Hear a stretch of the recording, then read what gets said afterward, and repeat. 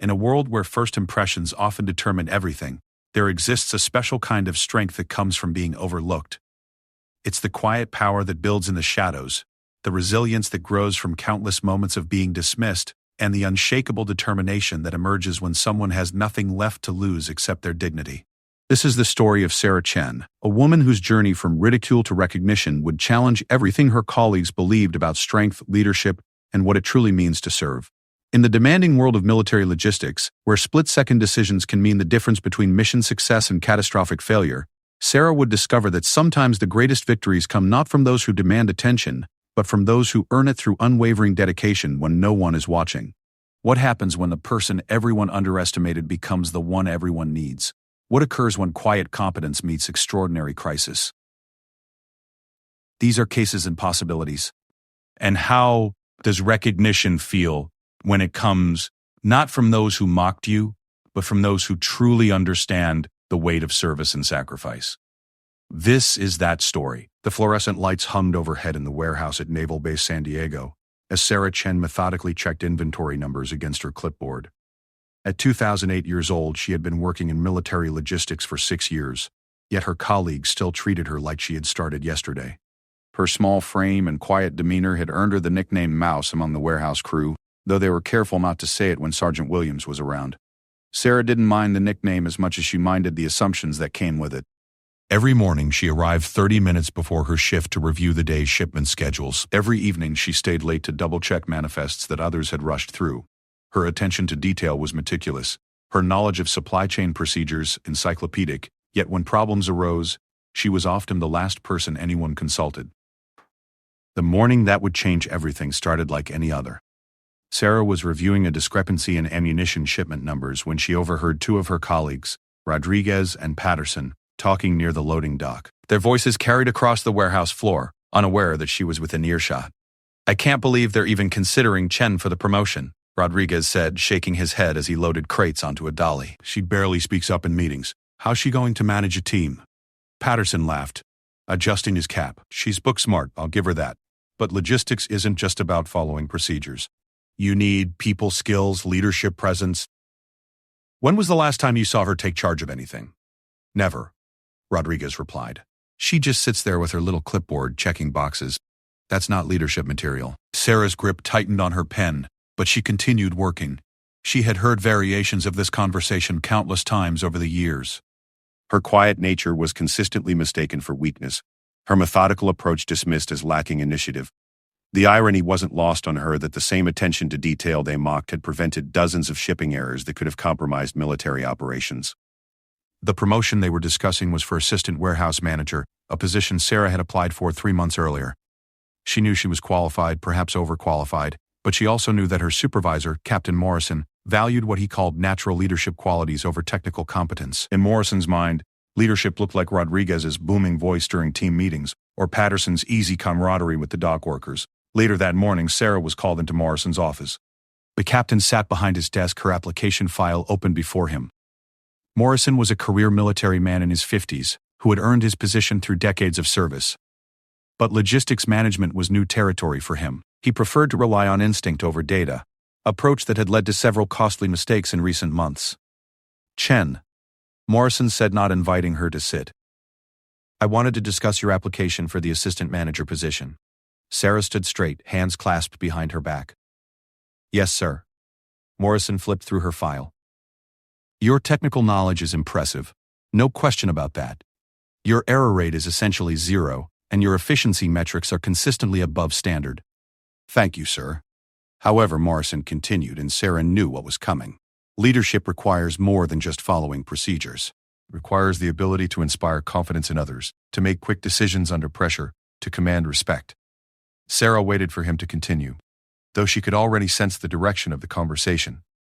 "I've decided to promote Rodriguez to the position. He has the kind of presence that naturally commands authority. People listen when he speaks." "I understand, sir," Sarah said, though understanding and accepting were different things entirely. Morrison closed her file. "Don't be discouraged, Chen. You're valuable to this operation. Sometimes the best soldiers are the ones who excel at following orders rather than giving them." Sarah left Morrison's office with her expression unchanged, but inside, frustration burned like acid. 6 years of exemplary service, 6 years of preventing problems before they occurred, 6 years of working harder than anyone else in the warehouse, and she was still seen as someone who merely followed orders. That afternoon, Rodriguez was officially announced as the new assistant warehouse manager. The news was met with congratulations from the team, and Rodriguez basked in the attention. During the celebration, Sarah noticed several errors in the shipping manifest Rodriguez had prepared that morning. She quietly corrected them before the shipments left the dock, as she had done hundreds of times before. As weeks passed under Rodriguez's management, small problems began to compound. Shipment delays became more frequent. Inventory discrepancies increased. The smooth operation Sarah had helped maintain for years began to show cracks. Yet when issues arose, Rodriguez's response was typically to assign blame rather than find solutions. One particularly busy Thursday, a priority shipment of medical supplies meant for a Navy hospital ship was incorrectly routed to a training facility 300 miles away. The error wasn't discovered until the hospital ship's medical officer called to inquire about the missing supplies needed for an upcoming humanitarian mission. Morrison called an emergency meeting. The entire warehouse team gathered in the break room while Morrison paced back and forth, his frustration evident. "This is unacceptable," Morrison said. "We have a hospital ship waiting for critical medical supplies, and somehow they ended up at a training facility. How does something like this happen?" Rodriguez shifted uncomfortably. "Sir, there must have been a clerical error in the routing system." "A clerical error?" Morrison's voice rose. "These supplies were marked priority. They had specific routing instructions. Someone didn't follow procedure." Sarah knew exactly what had happened. She had noticed the incorrect routing code when Rodriguez had prepared the shipment manifest, but when she mentioned it, he had dismissed her concerns, saying he had double-checked the codes himself. Rather than cause a scene, she had planned to verify the routing after the meeting, but Rodriguez had expedited the shipment before she could intervene. The room fell silent as Morrison continued his tirade. Sarah glanced around at her colleagues, noting how they avoided eye contact with their supervisor. Finally, Patterson spoke up. "Maybe we need better oversight of the routing process," he suggested carefully. "Maybe we need people who can handle the responsibility they're given," Morrison snapped back. Sarah watched Rodriguez, waiting to see if he would acknowledge his mistake or accept responsibility for the error. Instead, Rodriguez looked directly at her. "Chen was working on manifest verification that day," Rodriguez said. "Maybe she can explain how this happened." The accusation hung in the air like smoke. Sarah felt every eye in the room turned toward her. She could explain exactly what happened, could detail how she had tried to prevent this exact scenario, but doing so would publicly embarrass Rodriguez and create the kind of workplace conflict she had always tried to avoid. "I reviewed the manifest after the shipment was prepared," Sarah said carefully. "The routing codes appeared correct at that time. It wasn't technically a lie, but it wasn't the complete truth either." Rodriguez nodded, as if her statement confirmed his suspicion that she had failed to catch the error. Morrison sighed heavily. "We need to implement additional verification procedures." "Rodriguez, I want you to develop a new protocol for priority shipments. And Chen, I want you to create a checklist for manifest verification that leaves no room for error." As the meeting disbanded, Sarah realized she had been assigned the responsibility of fixing the problems while Rodriguez maintained his authority to create them. It was a dynamic she recognized from countless similar situations throughout her career. That evening, Sarah stayed late to develop the verification checklist Morrison had requested. As she worked alone in the warehouse, she reflected on the pattern that seemed to define her career. Her competence was acknowledged only when problems needed solving, while credit for solutions was typically shared or assigned to others. She thought about her father, who had immigrated to the United States with nothing but determination and had built a successful small business through decades of patient work. He had taught her that excellence was its own reward, that doing the right thing mattered more than receiving recognition for it. But sitting alone in the warehouse, Sarah wondered if her father's philosophy was naive in a world that seemed to value perception over performance. 3 months later, another incident occurred that would test Sarah's commitment to quiet excellence. A shipment of communications equipment vital to a SEAL team training exercise was delayed due to what Rodriguez described as supply chain complications.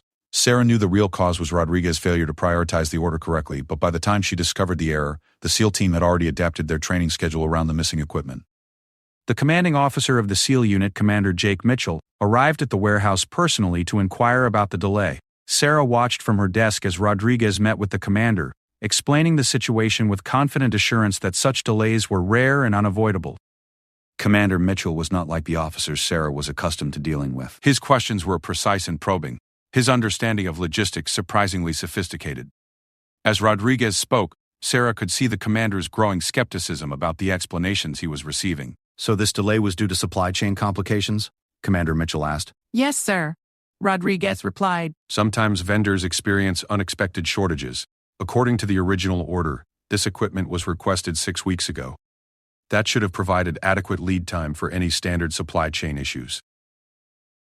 Rodriguez shifted nervously. Well, sometimes there are additional complications that don't become apparent until later in the process. Sarah could see that Commander Mitchell wasn't buying Rodriguez's explanations, but she also knew that challenging Rodriguez publicly would create workplace problems she wasn't prepared to handle. Instead, she continued working at her desk, hoping the situation would resolve itself. However, Commander Mitchell's attention turned toward her. "Excuse me," he said, walking over to her workspace. "You work in logistics here?" Sarah looked up from her computer. "Yes, sir." "Sarah Chen." "Miss Chen, you're familiar with the communications equipment order for SEAL Team 7. Sarah nodded. "Yes, sir. Can you help me understand why a routine equipment order with a 6-week lead time experienced unexpected delays?" The question put Sarah in an impossible position. She could provide the honest explanation Commander Mitchell was clearly seeking, but doing so would directly contradict Rodriguez's version of events. She glanced toward Rodriguez, who was watching the interaction with obvious concern. "The equipment you requested is specialized," Sarah said carefully. "Sometimes there are coordination challenges between different supply sources." Commander Mitchell studied her for a moment, and Sarah had the distinct impression that he could sense there was more to the story. However, he simply nodded and thanked her for her time. After Commander Mitchell left, Rodriguez approached Sarah's desk. His earlier confidence had been replaced by irritation. "Next time, let me handle communications with unit commanders," Rodriguez said. "We need to present a unified message about operational challenges." Sarah nodded, but she couldn't shake the feeling that Commander Mitchell had seen through their carefully diplomatic explanations. Unlike other officers who visited the warehouse, he had asked questions that demonstrated a thorough understanding of logistics operations. His skepticism suggested he knew exactly what kind of planning failure had caused the delay. That night, Sarah went home to her small apartment and sat on her balcony looking out at the lights of San Diego. She thought about her conversation with Commander Mitchell and wondered what it would be like to work with people who valued competence over politics, precision over popularity. In 6 years of military logistics work, she had rarely encountered officers who combined leadership authority with genuine understanding of the technical challenges involved in their support operations. She thought about her career trajectory and realized that despite her technical excellence, she was essentially trapped in a system that would never fully value her contributions. Every mistake she prevented went unnoticed. Every problem she solved was attributed to team effort. Every process she improved was seen as basic job performance rather than exceptional service. As Sarah prepared for another day of quiet competence in a workplace that consistently overlooked her abilities, she had no way of knowing that her path would soon intersect with Commander Mitchell's again under circumstances that would finally provide the recognition she had earned through years of dedicated service. It had been an evaluation, and Sarah had unknowingly passed a test she didn't even know she was taking. The foundation of doubt that had defined Sarah's career was about to encounter something it had never faced before. Someone who understood the difference between competence and confidence, between quiet excellence and self-promotion, between following orders and anticipating needs. But that encounter was still weeks away, and Sarah continued her daily routine of methodical excellence in a workplace that had grown comfortable taking her abilities for granted. The call came at 3:47 a.m. on a Tuesday morning in October. Sarah's phone buzzed insistently on her nightstand, dragging her from deep sleep. The number belonged to the base emergency line, something that never brought good news. "Chen," she answered, already sitting up and reaching for the notepad she kept beside her bed. "Sarah, it's Williams." Sergeant Williams sounded stressed, which immediately put Sarah on high alert. In 8 years of working together, she had never heard anxiety in his voice. "We have a situation. I need you at the warehouse immediately." "What kind of situation?" "Major logistical emergency. A Navy destroyer hit a mine during training exercises off the coast. They're limping back to port with significant damage and casualties. We need to coordinate emergency supply delivery for immediate repairs and medical support."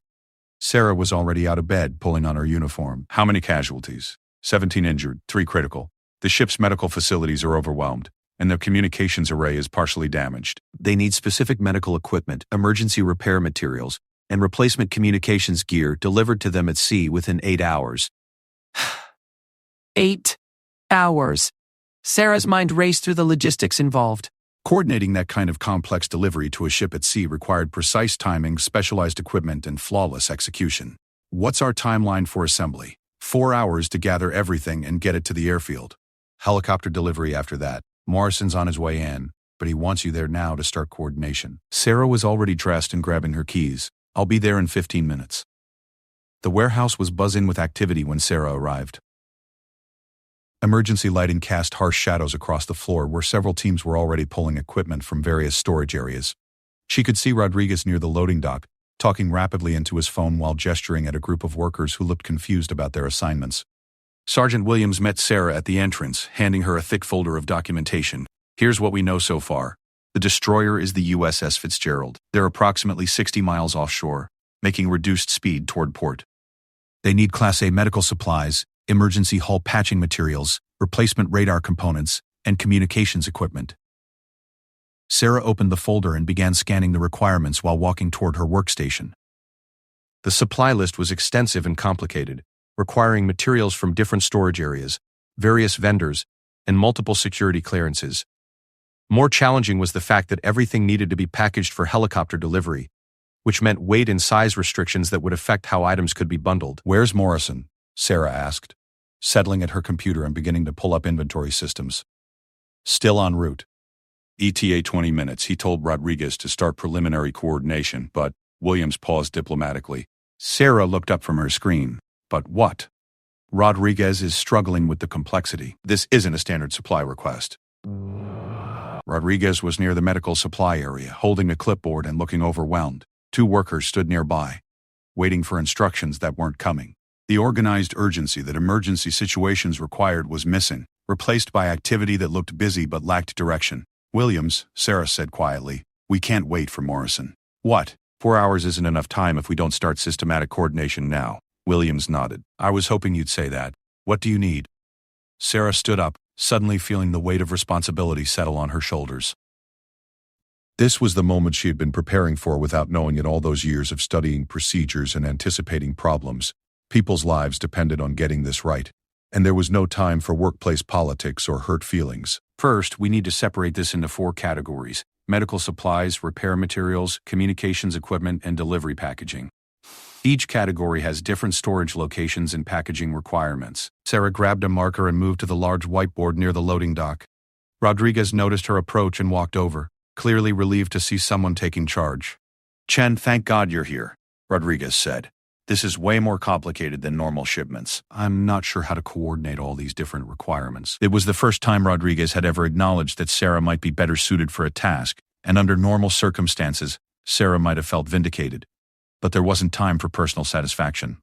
Lives were at stake. Rodriguez, I need you to coordinate with the medical supply team, Sarah said, already writing categories on the whiteboard. Here's a list of exactly what they need. Everything has to be verified for helicopter transport weight limits. She handed him a detailed list she had prepared from the requirements folder.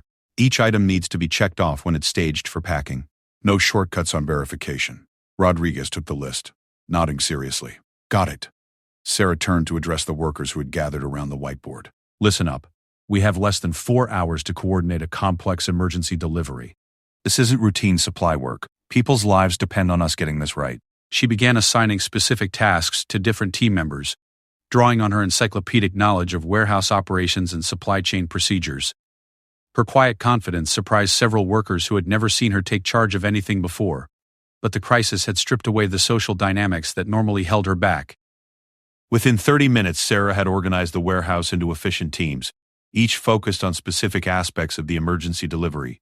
Medical supplies were being verified and staged in one area, repair materials in another, communications equipment in a third.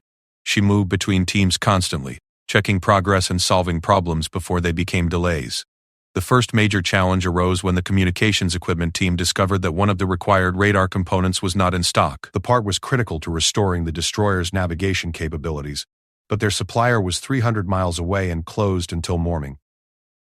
Sarah studied the equipment specifications, then called the supplier's emergency number. When that failed to reach anyone, she tried a different approach. Her 6 years of logistics work had taught her that every supply chain had unofficial backup networks. relationships between vendors and technicians who could solve problems that official channels couldn't handle. She called Tommy Reeves, a communications technician she had worked with on previous emergency orders. Tommy was known for maintaining equipment stockpiles that weren't in any official inventory system. Tommy, it's Sarah Chen from Naval Base San Diego. I know it's early, but I have an emergency situation. Sarah, what time is it? Tommy's voice was groggy with sleep. 4:30 a.m. A Navy destroyer hit a mine and needs emergency radar components.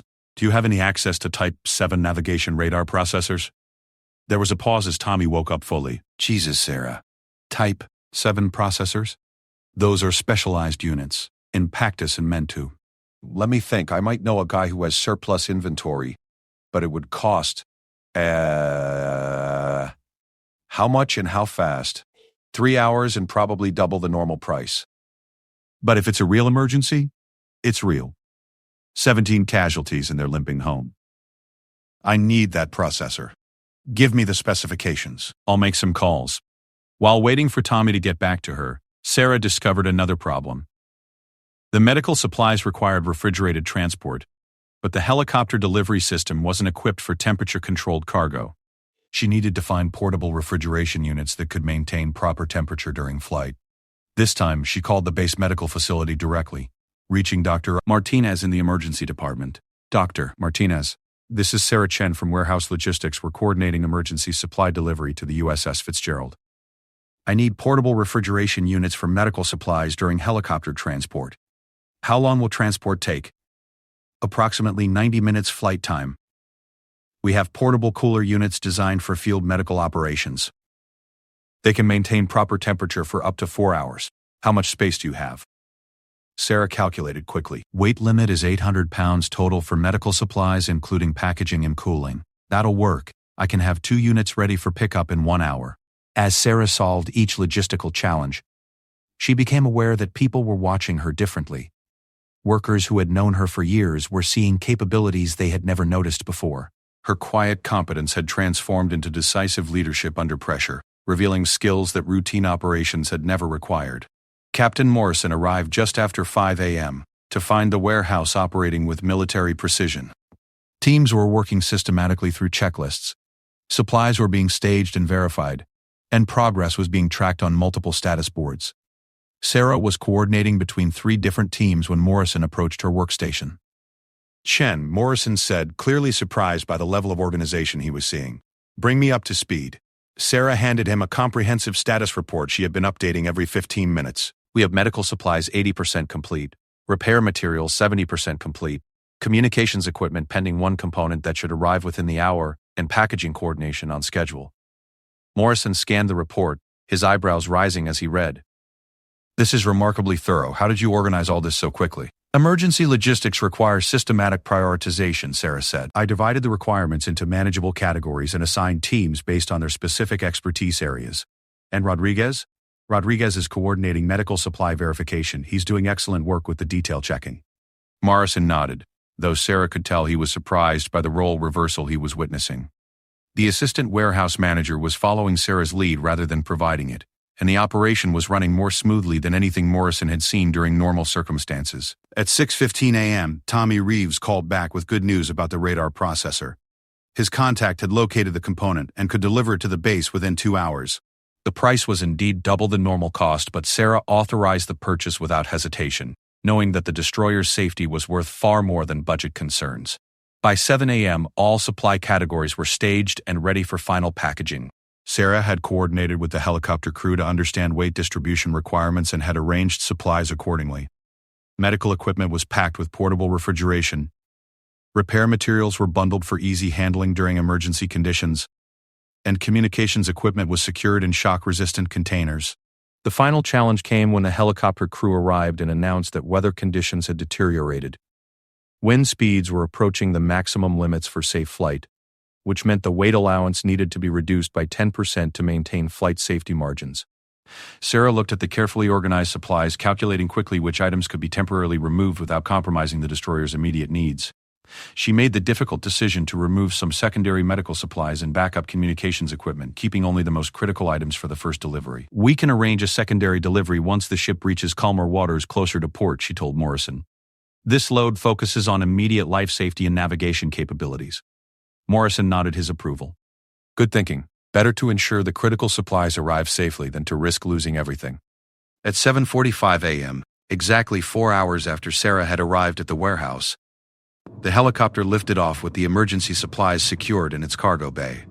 Sarah watched from the warehouse door as the aircraft disappeared into the gray morning sky, carrying the results of the most complex logistical coordination she had ever managed. The warehouse team stood around her, exhausted but satisfied with what they had accomplished. Rodriguez approached Sarah, his expression thoughtful. "Chen, I want to thank you," Rodriguez said. "I was in over my head with this kind of coordination. You saved my ass and probably saved lives on that destroyer." Sarah nodded, appreciating Rodriguez's honesty. We all did our jobs. That's what matters. But privately, Sarah knew something significant had changed during those 4 hours. For the first time in her career, she had been allowed to use her full capabilities, to demonstrate the leadership skills that years of quiet competence had developed. The crisis had revealed abilities that normal operations had kept hidden, and people had responded to her leadership in ways that surprised everyone, including herself. Captain Morrison approached as the team began cleaning up the staging areas. "Chen, I want to talk with you in my office when you have a moment." Sarah followed Morrison to his office, uncertain what to expect. Morrison closed the door and gestured for her to sit, which was unusual for their typical interactions. "What happened out there this morning was impressive," Morrison said. "I've seen a lot of emergency operations, and that was as smooth as any I've witnessed. You coordinated a complex multi-vendor, multi-category delivery under extreme time pressure without a single significant error." "Thank you, sir." Morrison leaned back in his chair. "I'll be honest, Chen. I've always seen you as someone who excels at following procedures and maintaining standards. But what I saw today was genuine leadership under pressure. You took charge when it mattered, made difficult decisions quickly, and earned the respect of the entire team." Sarah waited for Morrison to continue, sensing there was more he wanted to say. "The thing is," Morrison continued, "I think I've been looking for the wrong kind of leadership. I've been prioritizing presentation over performance, confidence over competence. Rodriguez is a good man, but what happened today makes it clear that there are different kinds of leadership, and crisis situations require the kind of capabilities you demonstrated." I understand, sir. Morrison paused, studying Sarah carefully. "There's something else. Commander Mitchell called about an hour ago. Word reached him about our emergency supply coordination for the USS Fitzgerald. He specifically asked about who had managed the logistics operation." Sarah felt her pulse quicken. Commander Mitchell was the SEAL officer who had questioned Rodriguez about the delayed communications equipment months earlier. His name had come up occasionally since then, usually in connection with complex special operations logistics requirements. "Commander Mitchell has a reputation for being extremely particular about logistics support," Morrison continued. "His unit's operations depend on flawless supply chain coordination." He told me he was impressed with today's performance and asked if we might be interested in supporting some specialized logistics requirements for his team. What kind of requirements? That's something he wants to discuss directly with whoever managed today's operation. He specifically requested a meeting with you, Chen. Sarah absorbed this information, realizing that her emergency coordination work had gained attention at levels she hadn't expected. Commander Mitchell's unit was known for handling the most challenging special operations missions, which meant their logistics requirements were correspondingly complex and demanding. "When does he want to meet?" "Tomorrow at 1400 hours. His office at the Special Operations Command Building." Morrison paused. "Chen, this could be a significant opportunity. Commander Mitchell's recommendations carry considerable weight throughout the Naval Special Operations community. If he's satisfied with your work, it could open doors that wouldn't otherwise be available." Sarah left Morrison's office with mixed emotions. The successful emergency coordination had felt like validation of her capabilities, but it had also revealed how much of her potential had been wasted over the years. She wondered what her career might have looked like if she had been given opportunities to demonstrate leadership earlier, rather than being confined to routine procedural work that never challenged her abilities. That evening, Sarah researched Commander Mitchell's background and his unit's operational history. What she discovered was intimidating. SEAL Team 7 had been involved in some of the most challenging special operations missions of the past decade. Their logistics requirements weren't just complex, they were often impossible by normal standards, requiring creative problem-solving and flawless execution under conditions where failure wasn't an option. As Sarah prepared for bed that night, she thought about the helicopter carrying emergency supplies through deteriorating weather to reach sailors who needed help. The successful delivery had been the result of hundreds of small decisions made correctly under pressure, the kind of systematic excellence that had defined her entire career but had finally been recognized in a moment when it truly mattered. She didn't yet know that Commander Mitchell's interest in her work went beyond today's emergency coordination. The SEAL commander had been watching personnel throughout the logistics community, looking for someone with a specific combination of technical expertise and crisis leadership capabilities. Sarah's performance during the destroyer emergency had confirmed what he had suspected during their brief meeting months earlier. She possessed exactly the kind of quiet competence that special operations demanded, the ability to deliver flawless results without requiring recognition or praise. The meeting tomorrow would not just be about logistics coordination. It would be about whether Sarah was ready to leave behind a workplace that had consistently undervalued her abilities and step into a role where excellence wasn't just appreciated, but absolutely essential for mission success and the safety of people who depended on her skills. The Special Operations Command building felt different from the warehouse complex where Sarah had spent the last 6 years. Everything was newer, cleaner, and carried an intensity that reminded her this was where people prepared for missions that could determine life or death outcomes. As she walked down the hallway toward Commander Mitchell's office, Sarah noticed how personnel moved with purpose, their bearing reflecting the serious nature of their work. She arrived at 13:55 hours, 5 minutes early as was her habit. Commander Mitchell's assistant, a young petty officer, gestured toward a chair outside the office. "The commander will see you shortly, Ms. Chen. He's just finishing up a briefing call." Sarah sat and reviewed the notes she had prepared about potential logistics support for special operations. She had spent the previous evening researching the unique requirements that SEAL teams faced, from rapid deployment scenarios to extended field operations in remote locations. The complexity was fascinating and intimidating in equal measure. At exactly 1400 hours, Commander Mitchell's office door opened. Sarah stood as he approached, noting his confident stride and the way he made immediate eye contact. This was someone accustomed to command, but unlike other officers she had worked with, his authority felt earned rather than assumed. "Miss Chen, thank you for coming," Commander Mitchell said, extending his hand. "Please come in." His office was spartanly furnished but organized with military precision. Awards and commendations lined one wall, while another displayed operational maps and planning charts. Commander Mitchell gestured toward a chair across from his desk. "I've been looking forward to this conversation," he began, settling into his chair. Yesterday's emergency logistics coordination for the USS Fitzgerald was exceptional work. I've reviewed the timeline and complexity of what you accomplished, and frankly, it's the kind of performance we need for special operations support. "Thank you, sir. It was a team effort." Commander Mitchell leaned forward slightly. "Mrs. Chen, I've been in special operations for 15 years. I've learned to distinguish between team efforts and individual excellence that enables team success. What happened yesterday was the latter." Sarah felt a mixture of pride and nervousness. This was the first time a senior officer had specifically acknowledged her individual contributions to a successful operation.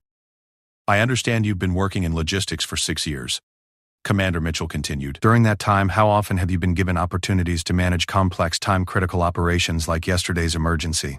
The question was direct and perceptive.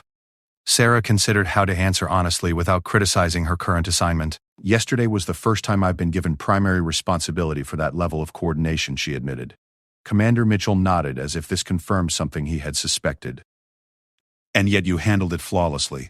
That suggests capabilities that haven't been fully utilized in your current role. I've always tried to be prepared for whatever situations might arise." "Preparation is exactly what I want to discuss," Commander Mitchell said. He opened a folder on his desk and pulled out several documents. "SEAL Team 7 has unique logistics requirements that exceed normal military supply chain capabilities. Our operations often involve rapid deployment to remote locations with complex equipment needs and zero tolerance for supply failures." Sarah listened intently as Commander Mitchell described the challenges his team faced. Equipment had to be pre-positioned or rapidly deployable, often to locations where traditional supply chains were unavailable. Mission success frequently depended on having exactly the right materials at exactly the right time, with no possibility of correction if something went wrong. "Our current logistics support comes through standard military channels," Commander Mitchell explained. "It works for routine operations, but it's inadequate for the complexity we face in special missions. We need someone who understands not just supply procedures, but who can anticipate problems and solve them before they become mission failures. What kind of problems do you typically encounter? Commander Mitchell pulled out a mission report. 3 months ago, we had a training exercise compromised because communications equipment arrived without essential mounting hardware. The equipment was correct, but someone in the supply chain didn't understand that the radios were useless without the specific mounting systems required for the vehicles we use. Sarah winced, recognizing the type of error the detailed verification procedures were designed to prevent. Was the mounting hardware specified in the original requisition? It was listed separately, processed through a different supply channel, and delayed due to what was described as vendor complications.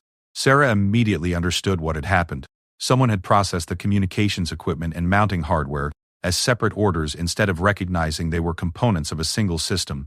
When the hardware was delayed, the equipment was shipped anyway to meet delivery deadlines, resulting in useless equipment arriving on schedule.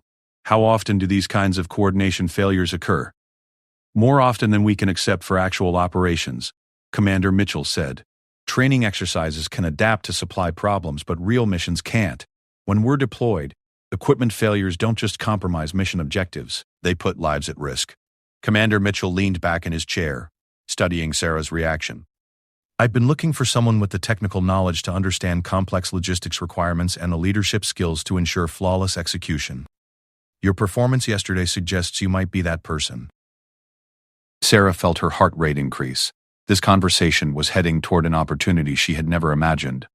Working with people whose missions required the level of precision and excellence she had always strived to provide. What would this role involve? Logistics Coordination Specialist for SEAL Team 7. You would work directly with our operational planning team to understand mission requirements and ensure that all equipment and supply needs are met with complete reliability. You would have authority to make procurement decisions and coordinate with vendors directly. The scope of responsibility Commander Mitchell was describing was far beyond anything Sarah had experienced. It was also exactly the kind of work she had been preparing for without realizing it, all those years of studying procedures and developing systems thinking skills. The position would require security clearance upgrade and specialized training in special operations logistics, Commander Mitchell continued. It would also mean working with people who demand excellence and won't accept anything less than perfect performance.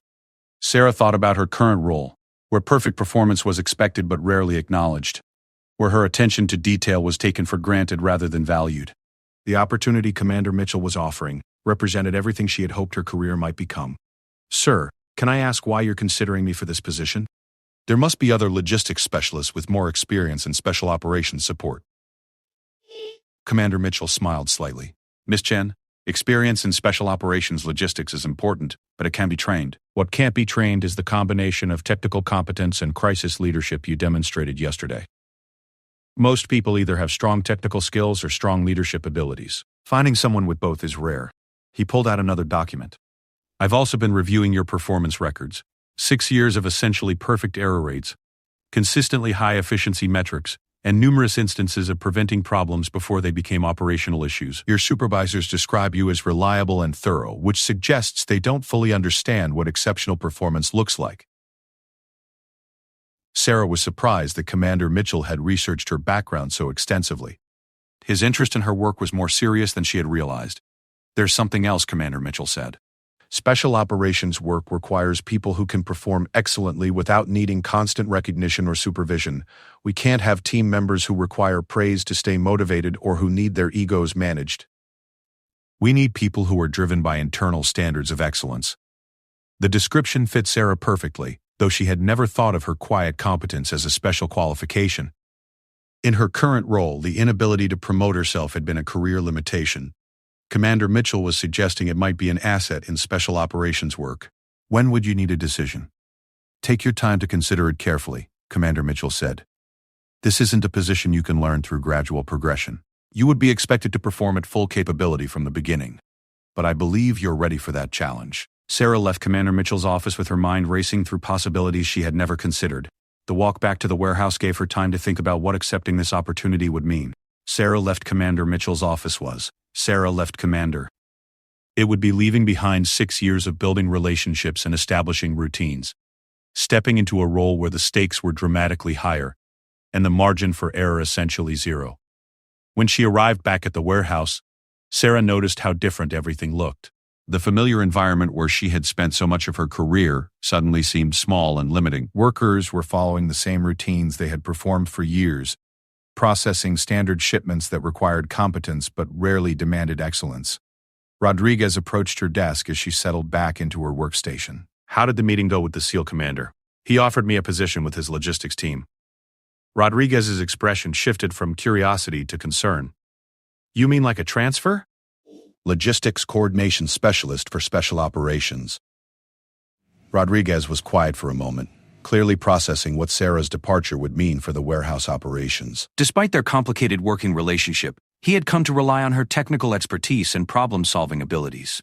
Are you going to take it? I haven't decided yet. But even as Sarah said it, She realized that wasn't entirely true. The opportunity Commander Mitchell had offered represented everything she had been working toward without knowing it. The chance to use her skills in an environment where excellence was required rather than merely appreciated, where her attention to detail would be seen as essential rather than obsessive. That evening, Sarah called her father to discuss the opportunity. At 17:30, he had seen enough of life to offer perspective on difficult decisions. Sarah, you've told me about your work for years, he said after she described Commander Mitchell's offer. You've always been frustrated that people don't understand the value of what you do. This sounds like someone who understands exactly what your skills are worth. But it's also much more demanding than what I'm doing now. There's no room for mistakes in special operations. Her father laughed gently. When have you ever made mistakes in your work? You've been preparing for this kind of responsibility your entire career, even if you didn't know it. The conversation with her father helped Sarah recognize something important. She had been afraid of failure for so long that she had avoided opportunities that might challenge her abilities. But the truth was, she had been proving her capabilities for years in a role that never required her to demonstrate her full potential. The next morning, Sarah arrived at work 30 minutes early, as usual. But instead of diving into routine tasks, she sat at her desk and looked around the warehouse with new perspective. She thought about all the problems she had solved quietly, all the mistakes she had prevented, all the systems she had improved without receiving credit or recognition. She thought about Commander Mitchell's description of special operations logistics where flawless performance wasn't just appreciated but absolutely essential, where her skills would be matched to challenges that required everything she could offer. At 0800 hours, Sarah knocked on Captain Morrison's office door. "Come in," Morrison called. "Sir, I wanted to discuss Commander Mitchell's job offer." Morrison looked up from his paperwork. "Have you made a decision?" Yes, sir. I want to accept the position. Morrison nodded slowly. I can't say I'm surprised. Yesterday's emergency coordination showed capabilities we haven't been utilizing effectively here. Commander Mitchell's team will be fortunate to have you. "Thank you, sir." Morrison stood and extended his hand. "Chen, I owe you an apology. I've been managing based on assumptions about leadership that don't account for different types of strength. You've been providing exceptional service while I've been looking for the wrong qualities in the wrong people." Sarah shook Morrison's hand, appreciating his honesty. "I've learned a lot here, sir. That foundation will serve me well in the new role." 2 weeks later, Sarah cleaned out her desk at the warehouse for the last time. Her replacement would be someone from outside the unit. Someone Morrison hoped would bring the kind of systematic approach to logistics management that Sarah had always provided but that he had never properly recognized. Rodriguez approached as Sarah packed the last of her personal items. "Chen, I want to say something before you leave." Sarah looked up from her box of belongings. "I've been thinking about the emergency coordination 2 weeks ago, and about the promotion I got that you should have received," Rodriguez said. I wasn't qualified for the assistant manager position. I know that now, and I think I knew it then but didn't want to admit it. Sarah appreciated Rodriguez's honesty, though it came too late to change anything about their working relationship. You taught me something important, Rodriguez continued. Real leadership isn't about being the loudest person in the room or making people notice you. It's about getting things done right when they matter most. Sarah nodded. You'll do fine, Rodriguez. You care about the work, and that's what matters most. As Sarah carried her belongings to her car, she reflected on 6 years of quiet service in a workplace that had consistently undervalued her contributions. The experience had been frustrating, but it had also been preparation. Every procedure she had mastered, every problem she had solved, every crisis she had managed had developed skills that would now be applied in an environment where excellence was recognized and essential. 3 weeks later, Sarah stood in Commander Mitchell's office wearing the uniform of SEAL Team 7's Logistics Support Unit. The security clearance upgrade had been expedited, the specialized training completed in record time. She was no longer Sarah Chen, who followed procedures and avoided attention. She was Logistics Coordinator Chen, responsible for ensuring that Special Operations missions had everything they needed to succeed. Your first assignment is coordinating supply support for a training exercise in 2 weeks, Commander Mitchell said, handing her a thick folder. 12 team members, 7 days in remote desert location, complex communications equipment requirements, and medical supplies for potential casualty scenarios. Sarah opened the folder and began scanning the mission requirements. The complexity was significant, but it was exactly the kind of challenge she had been preparing for without knowing it. "Sir," Sarah said, looking up from the documentation, "I'll have preliminary coordination plans ready for your review by tomorrow afternoon." Commander Mitchell nodded approvingly. "Chen, there's something I want you to understand about working with this team. We don't congratulate people for doing their jobs well. Excellence is the standard, not the exception. Recognition comes from the knowledge that your work directly contributes to mission success and keeps good people safe." Sarah smiled slightly. "I understand completely, sir." For the first time in her career, Sarah was working in an environment where her quiet competence was not just valued but essential, where attention to detail wasn't considered obsessive but life-saving, where the systematic excellence she had always provided would finally be matched to challenges that required everything she could offer. The mission had required coordination of medical supplies, communications equipment, and specialized extraction gear across multiple delivery points, with timing accurate to within 15-minute windows. The commendation ceremony was small and private, attended only by SEAL Team 7 members and their support staff. Commander Mitchell presented the award in his office, with no fanfare or speeches about exceptional service. "Outstanding work, Chen," he said simply, handing her the certificate. "The exercise succeeded because every piece of equipment arrived exactly when and where it was needed. That's the standard we expect, and you've consistently delivered it." Sarah accepted the commendation, knowing it represented something more significant than recognition for a single successful mission. It was acknowledgement that she had found her place, working with people who understood the value of quiet excellence, and who demanded the level of performance she had always been capable of providing. As Sarah left Commander Mitchell's office that day, she thought about the journey that had brought her from a warehouse where her abilities were taken for granted to a special operations team where they were absolutely essential. The recognition she had finally received wasn't about being noticed by people who had overlooked her. It was about finding people who valued the same things she did: precision, reliability, and the quiet satisfaction that comes from knowing your work matters. The woman who had once been called Mouse by colleagues who mistook quiet competence for weakness had discovered that the greatest recognition comes not from those who underestimated you, but from those who truly understand what excellence looks like and why it matters. In the demanding world of special operations logistics, Sarah had finally found people who spoke her language, the language of flawless execution when lives depend on getting it right. Commander Mitchell had been right about one thing. Recognition in the special operations world didn't come with fanfare or publicity. It came with the knowledge that your work enabled other people to do impossible things, that your attention to detail meant the difference between mission success and mission failure, between people coming home safely and people not coming home at all. For Sarah Chen, that was the only recognition that had ever really mattered. She had simply needed to find the place where such recognition was possible, where quiet excellence was not just appreciated but absolutely essential, where the skills she had been developing for years could finally be applied to challenges worthy of her capabilities. The journey from overlooked warehouse worker to essential team member had taken 6 years of patient preparation and one moment of crisis that revealed abilities no one had bothered to notice. But perhaps most importantly, it had required the courage to leave behind a comfortable environment where mediocrity was acceptable and step into one where excellence was the only option. In the end, the greatest recognition Sarah received was not a ceremony or commendation, but the daily knowledge that she was exactly where she belonged, doing exactly what she had always been meant to do, with people who understood that quiet competence is often the strongest foundation upon which extraordinary achievements are built.